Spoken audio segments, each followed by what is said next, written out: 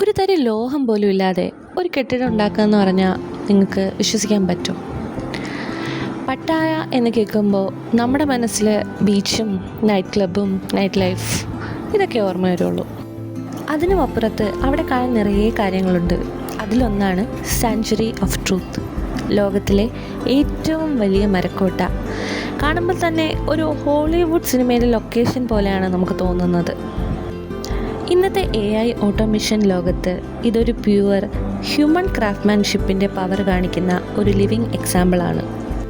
Sanctuary of truth visit ചെയ്യുമ്പോൾ ഒരു ഗൈഡിൻ്റെ help തീർച്ചയായിട്ടും ആവശ്യമാണ്. അവിടെ നമുക്ക് തായ്, ഇംഗ്ലീഷ്, ചൈനീസ്, റഷ്യൻ ഈ ലാംഗ്വേജ് സംസാരിക്കുന്ന ഗൈഡ്സ് അവൈലബിൾ ആണ്. നമ്മൾ ആദ്യം ചെന്ന് കയറുമ്പോൾ എത്തുന്നത് ആ സ്മാരകത്തിലല്ല, മറിച്ച് അതിൻ്റെ ഓരോ അംശവും നിർമ്മിക്കുന്ന അതിൻ്റെ പണിപ്പുരയിലാണ്. അവിടെ എങ്ങും മരത്തിൻ്റെ മണമാണ്. വളരെ ശ്രദ്ധാപൂർവം ഓരോ ഡീറ്റെയിലിങ്ങും ചെയ്യുന്ന നിറയെ കലാകാരന്മാരെയും നമുക്കവിടെ കാണാൻ പറ്റും. എത്ര ശ്രദ്ധയോടെയാണ് അവർ ഇതൊക്കെ ചെയ്യുന്നതെന്ന് നമുക്ക് ജസ്റ്റ് ഒരു 5 മിനിറ്റ് നിന്ന് നോക്കുമ്പോൾ തന്നെ മനസ്സിലാക്കാൻ പറ്റും.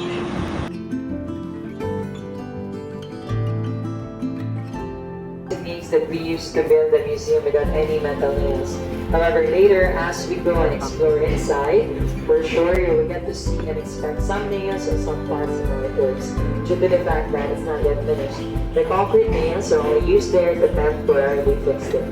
Once it can hold on its own, we are going to remove all the nails and replace it with a very own wooden wedge and pin here. So basically, this is what we use as nails.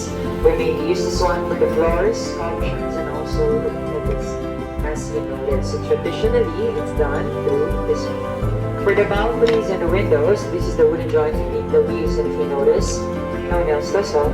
So what we do is interlock the male, the female joint, as one. It's already the result of the balcony. Of course, next process will be carvings and decorations over here.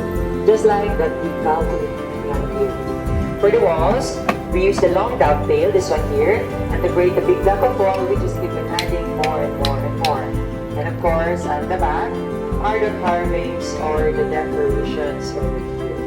And everyone, the knowledge came from ancient Thai workers called Pasayam, which is passed into generation to generation.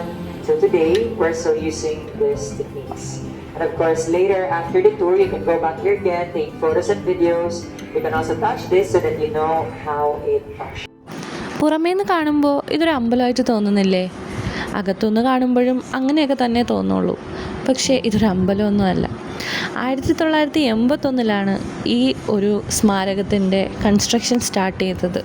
പക്ഷേ ഇതുവരെയും അത് കഴിഞ്ഞിട്ടില്ല, ഇപ്പോഴും തുടർന്നുകൊണ്ടേയിരിക്കുന്നു. ഒരു living architecture എന്ന രീതിയിൽ കണക്കാക്കപ്പെടുന്ന sanctuary of ട്രൂത്തിൻ്റെ പണി ഏകദേശം 2025 കഴിയുമെന്നാണ് കരുതിയിരുന്നത്. പക്ഷേ മരത്തിൻ്റെ സ്വഭാവവും കാലാവസ്ഥയും കാരണം പുതിയ കൊത്തുപണികളുടെ ആവശ്യം വരുന്നതുകൊണ്ട് ഇപ്പോഴും പണികളൊക്കെ തുടർന്നുകൊണ്ടിരിക്കുന്നതേ ഉള്ളൂ. ഇത് നമുക്ക് പൂർണ്ണമായിട്ടും വിസിറ്റ് ചെയ്യാൻ ഏകദേശം 2-3 മണിക്കൂറെങ്കിലും കുറഞ്ഞത് വേണം. ഈ സ്മാരകത്തിന് 105 മീറ്റർ ഹൈറ്റ് ഉണ്ടെന്നാണ് കണക്കാക്കപ്പെടുന്നത്. ഞങ്ങൾ പോയത് ഒരു വീക്ക് ഡേയിലാണ്, അതുകൊണ്ട് തന്നെ വളരെ റഷ് കുറവായിരുന്നു. എല്ലാം നമുക്ക് സമാധാനമായിട്ട് കാണാൻ പറ്റി. ഇവിടെയെല്ലാം Hindu and Buddhist mythology elements ആണ്.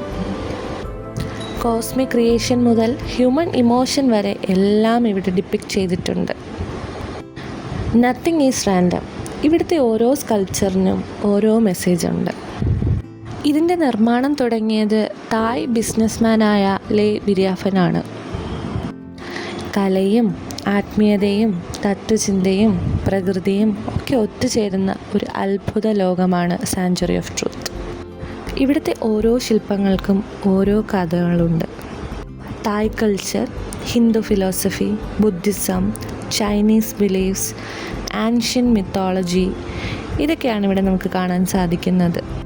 സാങ്ച്വറി ഓഫ് ട്രൂത്തിൻ്റെ ഉള്ളിലൂടെ നടക്കുമ്പോൾ ശരിക്കും ഒരു ജൈൻറ്റ് വുഡൻ സ്റ്റോറി ബുക്ക് കാണുന്ന ഒരു ഫീലാണ് ഉണ്ടാകുന്നത്. ഇത് സ്ഥിതി ചെയ്യുന്നത് കടൽ തീരത്തായതുകൊണ്ട് തന്നെ ഒരു സൺസെറ്റിൻ്റെ സമയത്തുണ്ടാവുന്ന സ്വർണ്ണ നിറത്തിലുള്ള പ്രകാശം നമുക്കൊരു മാജിക്കൽ ഫീലാണ് തരുന്നത്. സാങ്ച്വറി ഓഫ് ട്രൂത്ത് ഒരു കെട്ടിടം മാത്രമല്ല, മനുഷ്യൻ്റെ സൃഷ്ടിയും ആത്മീയതയും കലയും ഒത്തുചേരുന്ന ഒരു അത്ഭുതം കൂടിയാണ്. ഇവിടുത്തെ ഓരോ ശില്പത്തിനും ഒരു കഥയുണ്ട്. ഓരോ കോണിലും ഒരു സന്ദേശവുമുണ്ട്. സാങ്ച്വറി ഓഫ് ട്രൂത്തിൻ്റെ നിർമ്മാണത്തിന് ഭൂരിഭാഗവും ഉപയോഗിച്ചിരിക്കുന്നത് തേക്ക് വുഡാണ്. ഇത് കൂടാതെ തായ് ഹാർഡ് വുഡ്സും ഉപയോഗിച്ചിട്ടുണ്ട്.